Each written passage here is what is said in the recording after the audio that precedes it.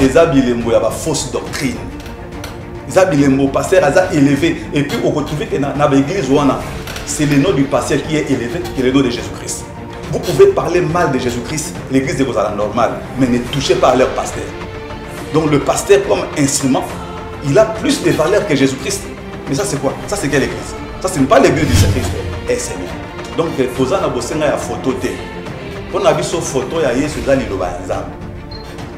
photo na Yesu pour l'église en colo et ça liloba ya Nzambe eza liloba net toza komona Nzambe eza na photo te batoma bazaki na bosenga ya photo te pe batikela so pe ata photo moko te photo na Yesu eza kaka malakisi sembo oyo batoma batika c'est que sengeli tozala ba mesure ya protection oyo bakonza mboka bapesi kopesa yango te na maboko te parce que mutu oyo aza na bokono wana à tout moment aza ko tousser baso eza ko na maboko soki apesi yo ozwi maladie wana yo moko na libota na yo baza na danger et c'est ntango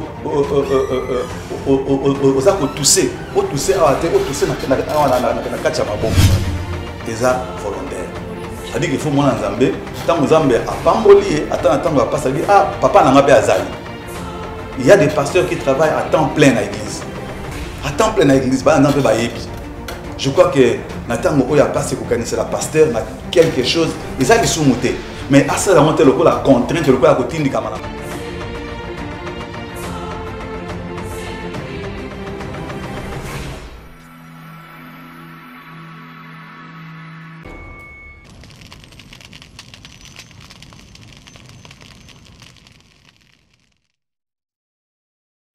Bonjour, Bandeko Balandi, la vérité universelle. Donc, c'est votre émission Temps Présent qui est présentée par Martin Détune, le ministre de la presse.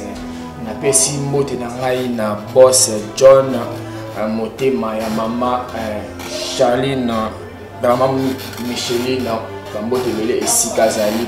Je salue aussi notre cordon, Papi, le Congo, Bambote Vélé et Sikazali. L'autre dans la pasteur. Le pasteur Emmanuel Mokambia, église chrétien de Lingwala. Chrétien de Lingwala. Nous sommes là sur pandémie oyo partout dans le monde. Nous sommes parmi le pays où ils ont touché na Covid-19 oyo coronavirus. Alors tant que pasteur, tant que Moussa Nzambe je vais ameka ko expliquer biso est-ce que ezali kana ya Nzambe est-ce que ezali kaka épidémie ndenge misana koya na ba année oti koleka et koleka nango donc par là tout le monde comprendre que un homme spirituel, un homme de Dieu, loin de Dieu a été pour expliquer biso. Bonjour pasteur Emmanuel. Bonjour bien-aimé. Bientôt la vérité universelle. Partout dans le monde, on va découvrir la vérité. Alors, la vérité, on va découvrir, tu comprends, est-ce que tu comprends Namakambo, ce qui s'est passé partout dans le monde. On va découvrir la vérité sur la pandémie. Parce qu'on va compter parmi le pays où ils ont touché le coronavirus. Tant qu'un homme de Dieu, tant qu'un homme de Dieu, ni ne koloba, les conseils ni pour couper ça. Le peuple de Dieu n'est pas une église pour Kambaka ainsi que dans le monde mobile où on a la vérité universelle. Ok, merci beaucoup, bien-aimé Martin. Je vous remercie pour accepter pour participer à l'émission. Mais comme il y a une œuvre de Dieu, je ne sais pas si je peux demander à ce que tout le temps une minute et à rendre action de grâce. Seigneur notre Père et notre Dieu, action de grâce et panayo, toi le maître de temps et de circonstances, pour permettre à ce que tu puisses analyser sous quatre nesika oyo pour édifier le peuple nayo, Yahweh de gloire, tu Seigneur assistance nayo parce que je sais que quand tu commences une œuvre, tu l'achèves. Je prie Seigneur pour que ton esprit Seigneur se manifeste maintenant, Yahweh que Dieu de gloire nous puissions parler, Yahweh comme il est dit poussé par l'esprit. Quand tu commences, tu achèves. À toi la gloire et l'honneur. Au nom de Jésus-Christ, nous prions ainsi. Amen. Ok, bien-aimé Martin, merci Mingi. Question opposée, eza question moko eza très fondamentale. Eza fondamentale parce que singeli to ba eloko moko. La Bible dit au commencement Dieu créa les cieux et la terre. Et tout ce qui existe existe par lui. Existe par lui.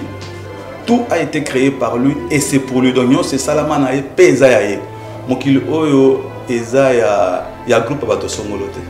C'est Dieu qui est le propriétaire de l'univers.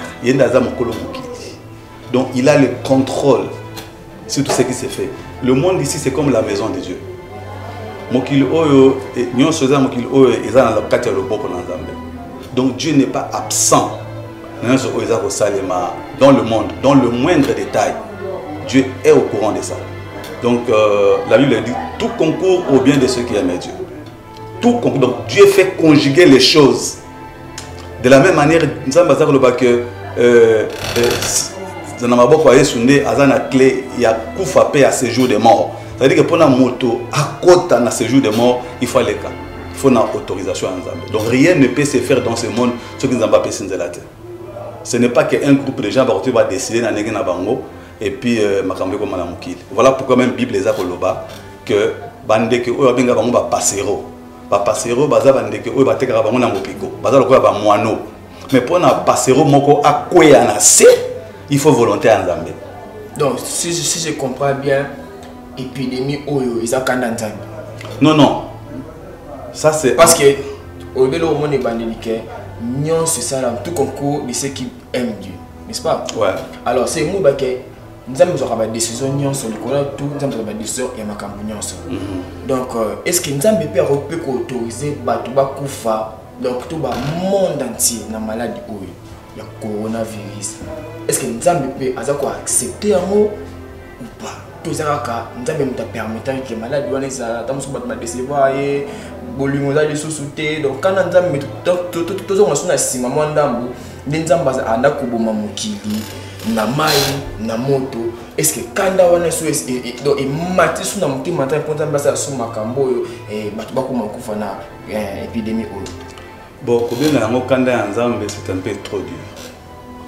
Parce que Dieu des fois quand il châtie, c'est toujours par son amour. Ça toujours pour Nzambe. Ça c'est kokota na kati ya volonté ya Nzambe. La Bible dit qu'il est au ciel, il fait ce qu'il veut. Et personne a commenté pour la tour Nzambe, pourquoi tu as fait ça? Personne.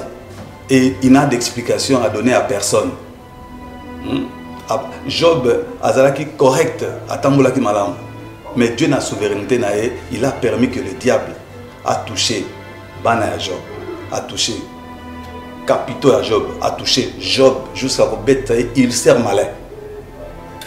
Ridicule. Job il devait connaître la volonté de Dieu sur quoi. Donc Dieu est souverain. Il fait ce qu'il veut. Mais dans toutes les choses de Seigneur, la Bible dit au jour du malheur, réfléchis. Les enfants de Dieu, Seigneur va réfléchir. Parce que nous toujours avec un but. Nous devons chercher à savoir, mais pourquoi Dieu a permis ça? Parce que le diable n'a pas le pouvoir de faire quelque chose qui nous a pas fait. Même Job, pour qu'il soit touché, c'est ça, Satan a pouvoir à toucher Job. C'est à nous, peuple de Dieu, de savoir, Seigneur, mais pourquoi tu as permis ça? Enfin, de bifier aussi les autres. Non, attention, regardez ce que Dieu veut, ça, ça et ça. C'est un peu ça la réponse. Donc, pasteur, merci. Mais mes ennemis, comme conseil, nous pouvons savoir, mais vos malades des alliés. Parce que les peuples congolais, nous sommes malades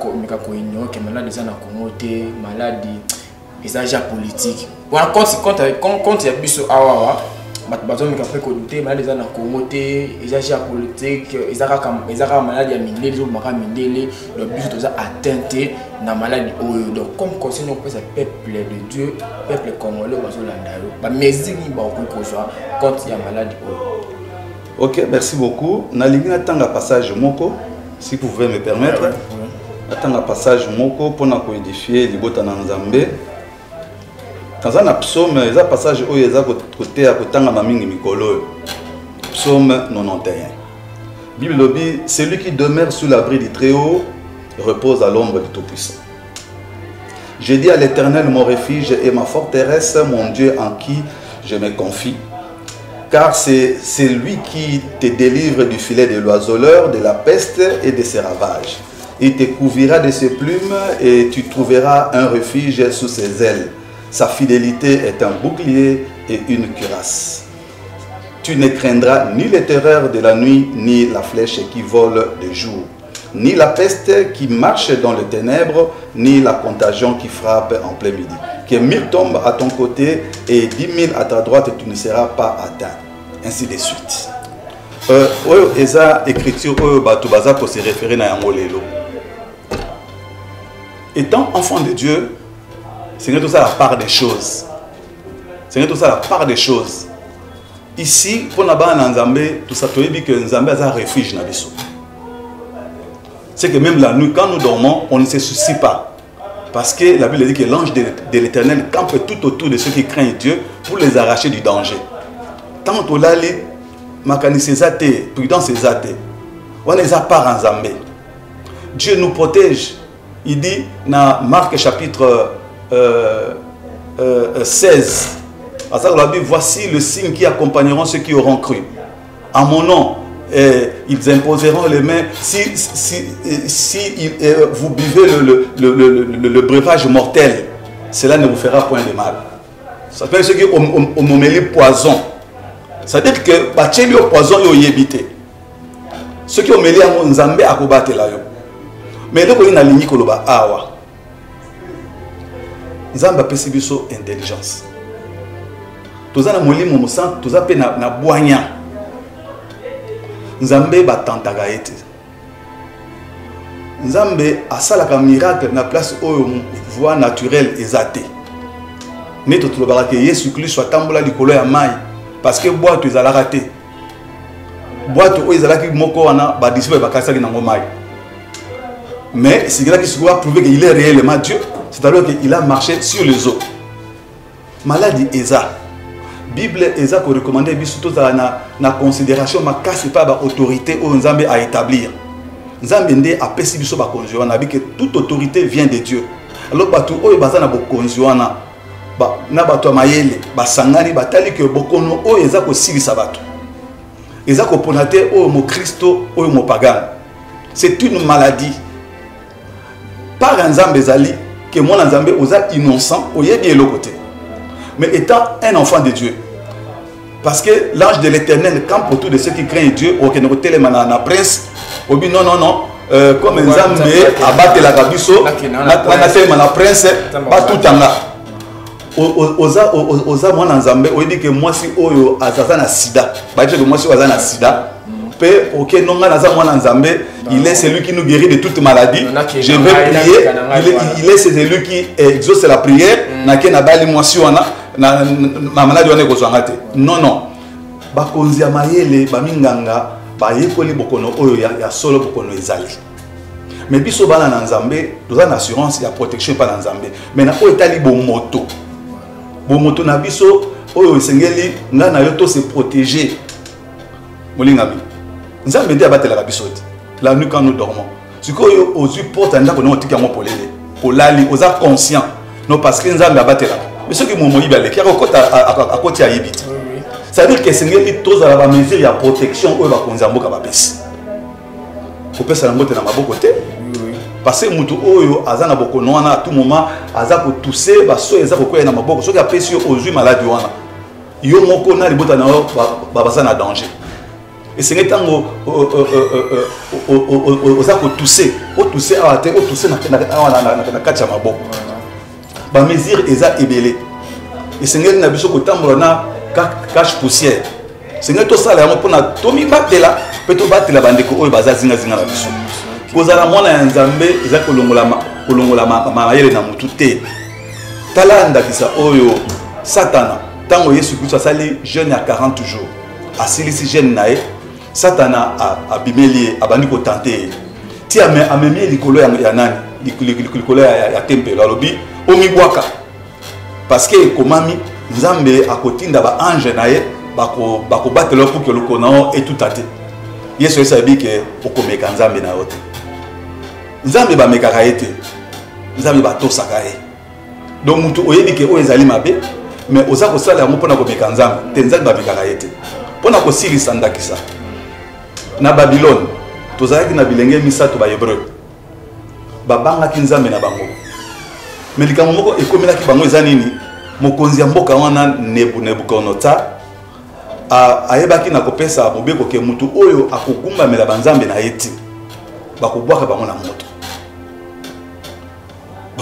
moto bayeba 3 hébreux batosaki nzambe na bango batosaki mobeko ya nzambe na bango mais oyo ekomelaki bango elekaki makasi na bango nde sikoyo tomoni ke nzambe mpona kotaisaki aza nzambe oyo abatelaka esika oyo makasi na biso esuki nzambe na kati ya moto nzambe abatelaki bango nzambe azalaki protection na bango mais esika oyo yo oza na makoki ya kokima esengeli okima yesu kristo azalaki nano bebe nzambe na biso abatelaka aza na makasi koleka Herode mais na ndoto alamwisi Pierre alamwisi Joseph alobi Joseph balingi baboma mwana oyo zwa mwana oyo na mama na ebokima na Égypte mais pour nani nzambe abete butika awa tenga na kobatela bino parce que aza nzambe ça veut dire que ils ont makambo oyo esengeli bomoto esala toza ko sous-estimer nzambe parce que nzambe apesi yo mayele na sepelaka na ndeko moko alobi aza ko samba alobi nzambe pesa nga table nzambe ebisi alobi eza elobeli alobi na sina na pesa yo nzete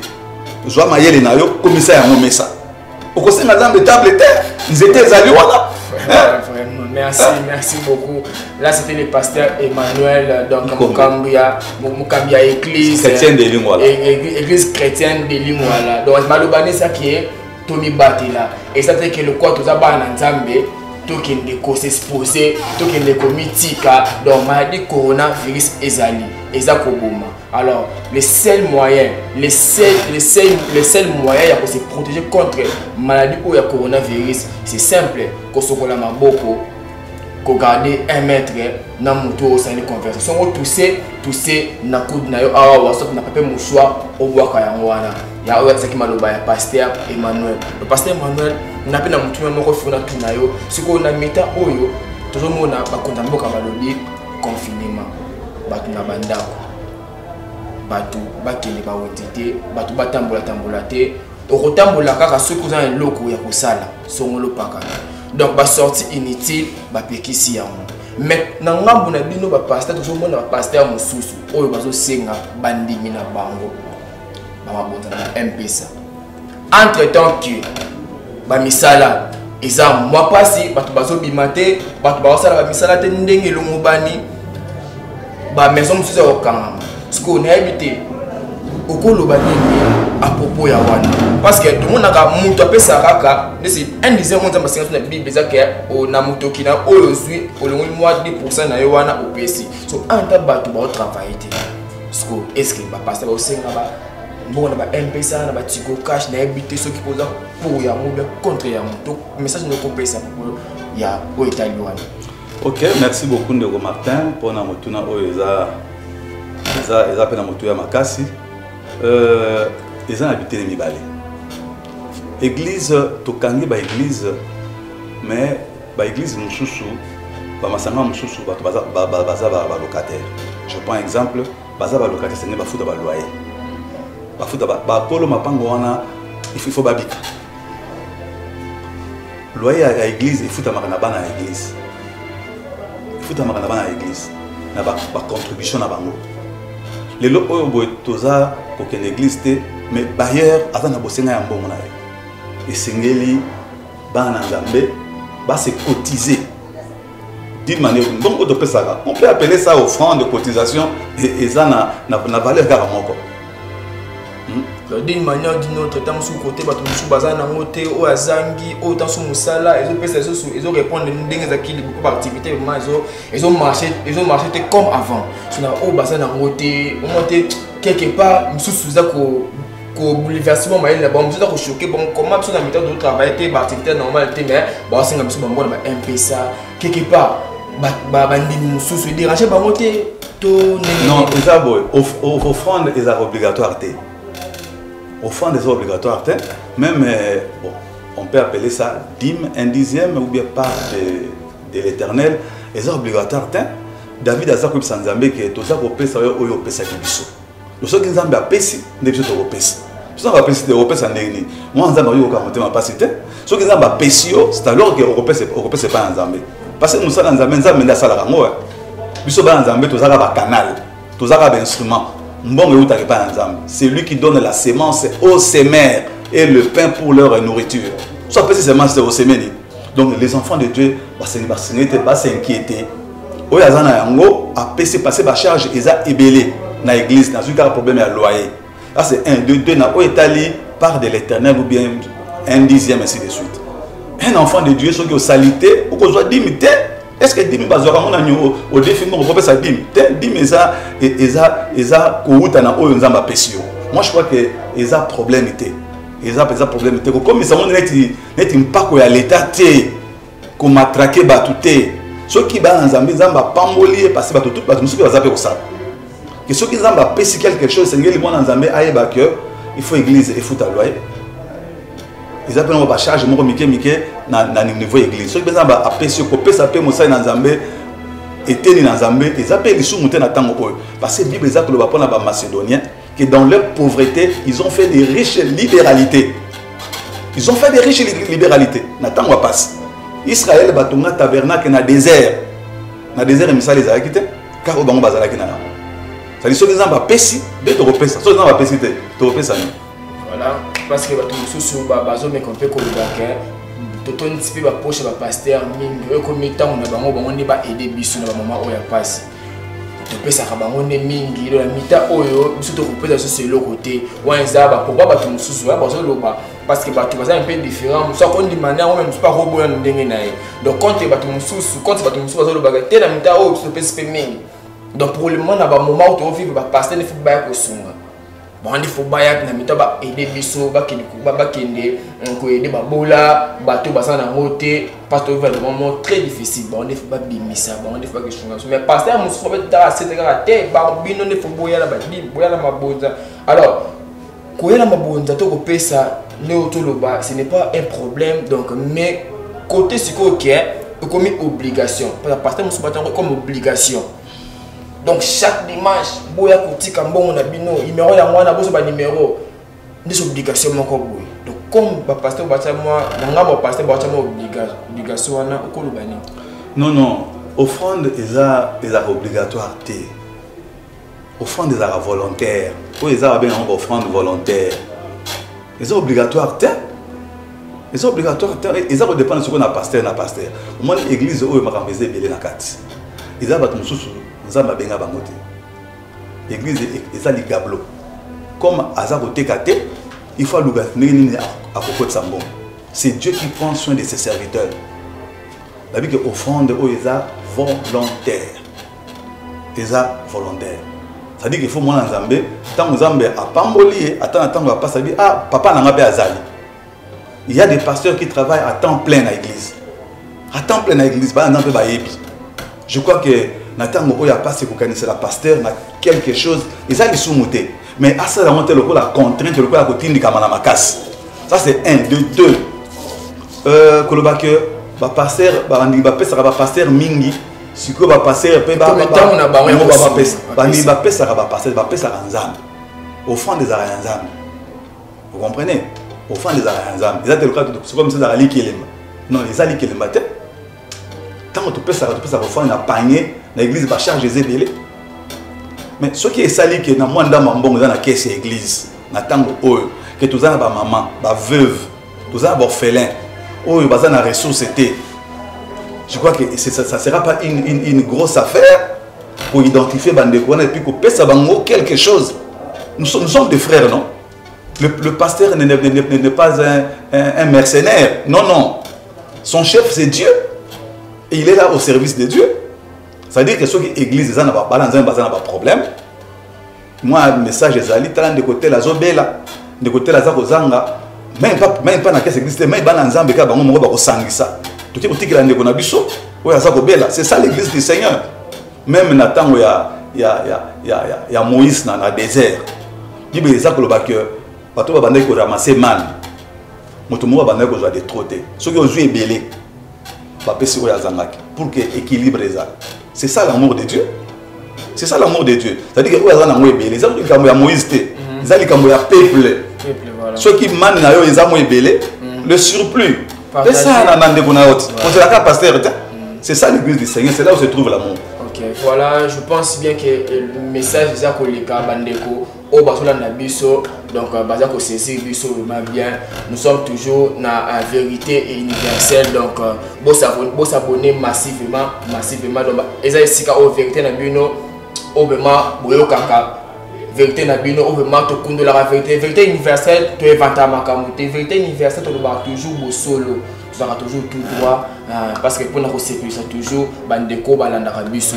Alors pasteur nasuna mutuna moko to tasuna musindo sur ali sur na biso lelo nous avons mutuna moko yetu mo na église bolimo za radio société so to zongi na tanwa kala to mo na tanwa ba portrait babanda ko sangana banda ko lia esika moko banda ko kabola biloko o to zomona même o to mona suna donc to zomona simana église primitive o to mona ndeko ateki mo mutuka nae mo lupango ne tasuna dans kala mituka ya kati mais mo punda nae o le to be mo mutuka na ta ka mo punda mo mabele na mabilanga nae aye pandeko bakaboli yango kolia esika moko kotambola esika moko vérité mais ce que lelo na ba église ya lelo bolingo ezate to comprendre ezanini tant mususu ba pasteur bazote ya bango mabe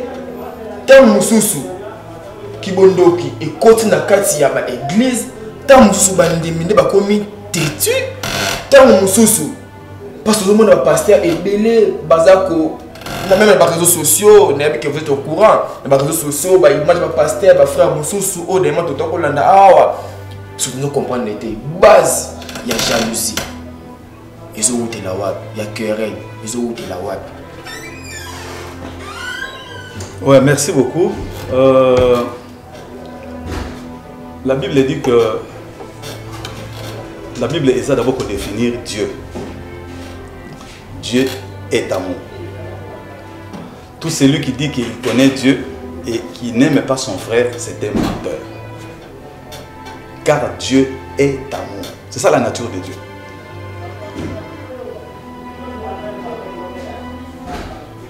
Et l'église du Seigneur, c'est l'église de Coloès. C'est lui le chef de l'église. Et sa nature, c'est l'amour. Dans l'église, c'est que nous avons même ici, il y a des miracles. Même ceux qui sont maman pango, ils ont un instrument. Ils ont le cours en attendant il y a Abraham, Bazar Kenena, Isaac pour adorer Nzambe. Isaac a même qui connaît. Puis bah comme dans Zéla, en Gomba, tout ni papa. Aïe papa, je vois le feu, je vois le bois, mais où est l'agneau pour l'Holocauste, pour les sacrifices? C'est-à-dire que dans une église, on peut tout avoir. Mais ceux qui y sont athées, ils ont église. Donc tout ce que nous voyons ici à Kinshasa, ils ont église. Mais ils ont des gablo. Alors pour attirer Batu, ils font recours à l'enchantement des Balaam. Parce que bien sûr, ah oui.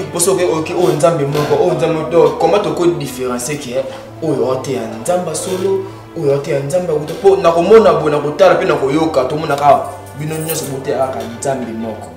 ok.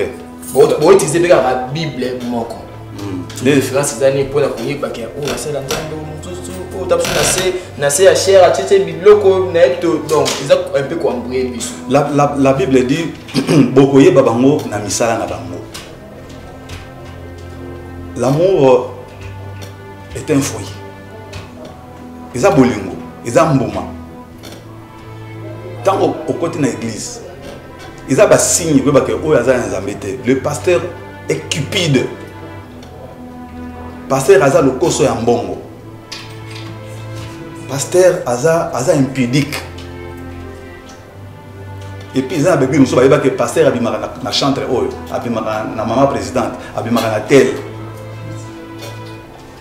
ba collaborateur na ye oyo donc potopoto eza na ba église wa nzambe azate papa même na tango ya Moïse Aaron Moïse amati likolo ya ngomba kokuta na nzambe na sima Aaron azalaki oppressé par le peuple a saleli bango veau d'or.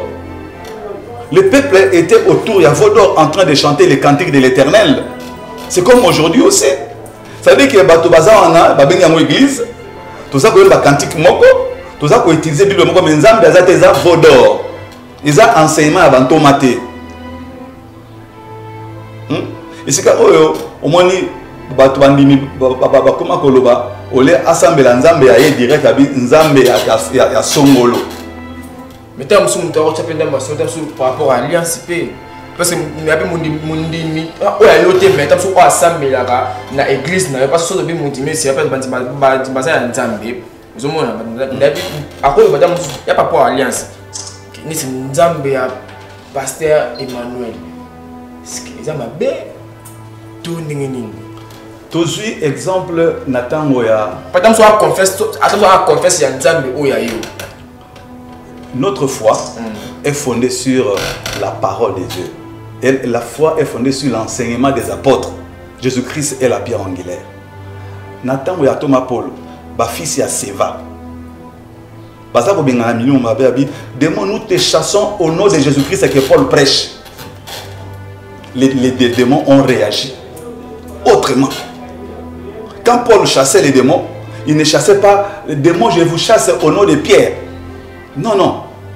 Tout enfant de Dieu, la Bible dit, voici les miracles qui accompagneront ceux qui auront cru en mon nom. Ils chasseront les démons. Pas au nom de pasteur 2. Non, non. Parce que ça l'alliance. Voilà déjà, ils ont une fausse doctrine. Ils ont un pasteur élevé. Et puis, on retrouve que dans l'église, c'est le nom du pasteur qui est élevé que le nom de Jésus-Christ. Vous pouvez parler mal de Jésus-Christ, l'église est normale, mais ne touchez pas à leur pasteur.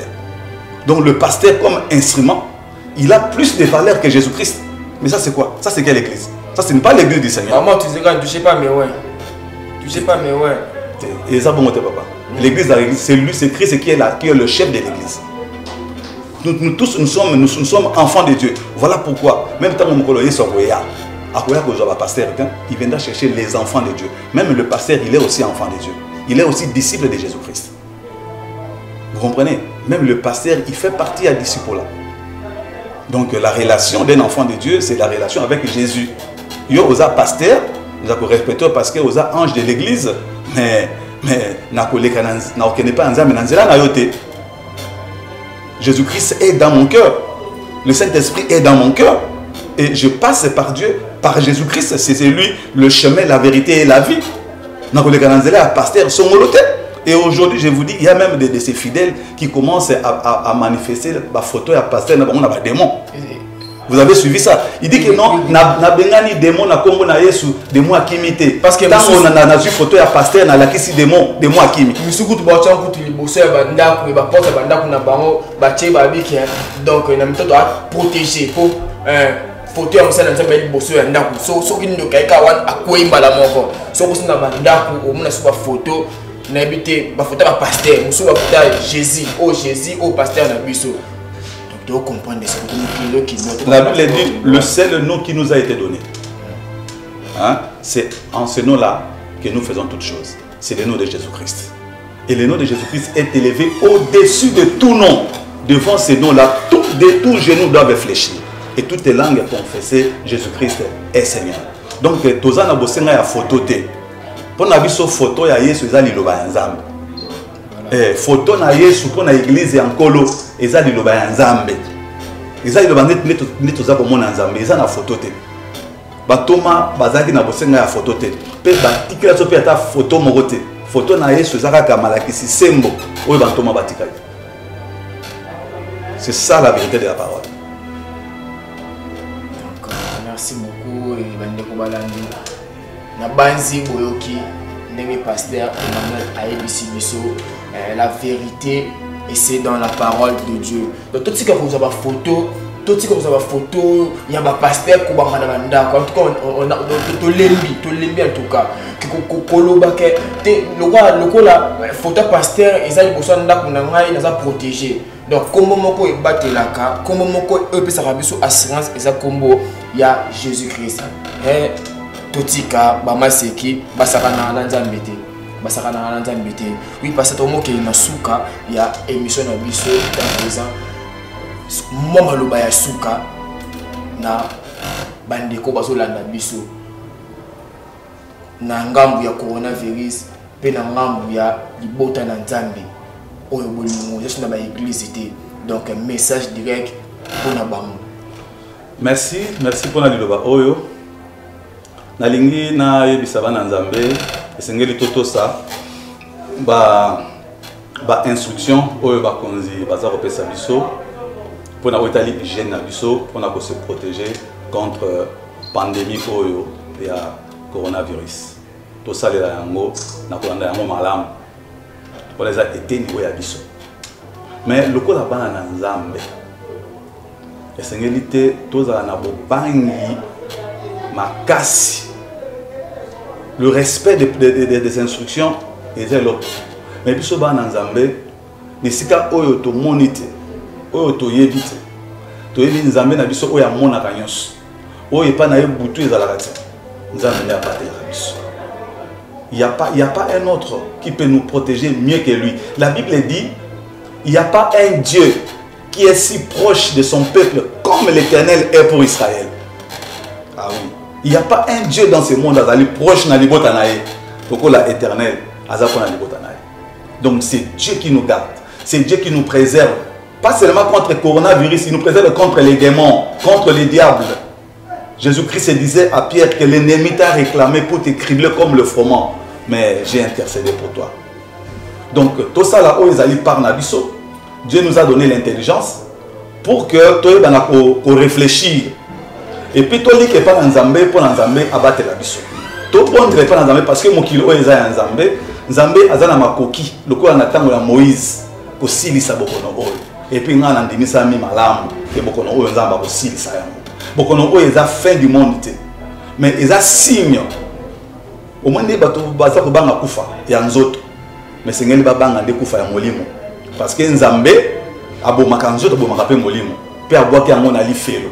Mais moi en Nzambé, biso to kimela kala et pas en Nzambé. Hein, Nzambé aza haute retraite pour na biso. Aza refuge pour na biso. To kimaka to kimalelo te. Alors Nzambé na kibia makasi. Batela ilo Nzambé.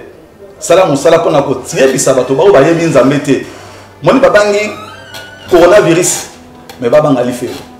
Baki mangwe pas na Nzambé, baki ma jugement o eza koya et pas na Nzambé pour que mukolo yeso za koya. Nettoiement, peut-être mais na kemu. Ticket Nzamba pambola moko na moko.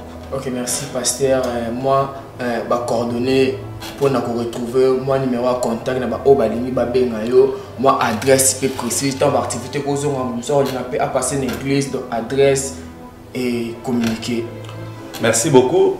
Kombo na ngai pasteur Emmanuel Ikombe. Naza pasteur ya église chrétienne de Lingwala, toza na commune à Lingwala. Sur Isangi 255, ils ont croisement Isangi des Amoureux. Pendant beaucoup de temps, nous avons une mikolo oyo activité ezate, nous avons une église mardi, jeudi à partir à 11h kino 18h. Mais tant d'activité et kozonga ba culte na biso to sangana mardi, jeudi et dimanche. C'est là où nous écoutons la parole de Dieu, c'est là où on se prépare pour le ciel. C'est ça. Tout ça, c'est pareil pour nous Jésus Christ. Ok, merci beaucoup Bandeko Balandi à vérité universelle. Donc, vous s'abonner massivement. Tout comme déjà dans souka et émission Nabiso, et sans oublier de saluer mon boss, le maître John, l'épouse de maman Micheline. Et sans oublier aussi notre superviseur Papi le Congo, Nassima Caméra, la Pessimbo, na Osé, Mindo et Verli Ngameta, donc en botte belé. Sans oublier aussi la Pessimbo, na Patrick Bochino, Patrick Kitelo, Docteur Maman, le grand sexologue.